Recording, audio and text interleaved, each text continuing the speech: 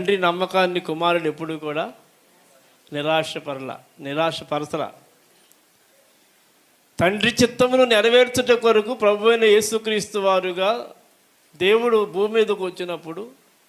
ఆయన చిత్తమంతటిని నెరవేర్చాడే తప్ప ఎక్కడా కూడా తండ్రి చిత్తాన్ని నెరవేర్చుకోకుండా నిరాశపరిచినట్టుగా బైబిల్ చెప్పలా, నిరాశపరచల.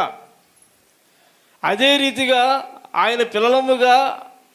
ఆయన సంఘముగా ఉన్నటువంటి మనలను కూడా ప్రభు అడుగుతున్నాడు, అమ్మా నిన్ను నేను ఎన్నుకున్నాను, నీ కొరకు నేను ప్రాణం పెట్టాను, నీ కోసం ఎన్నో చేశాను,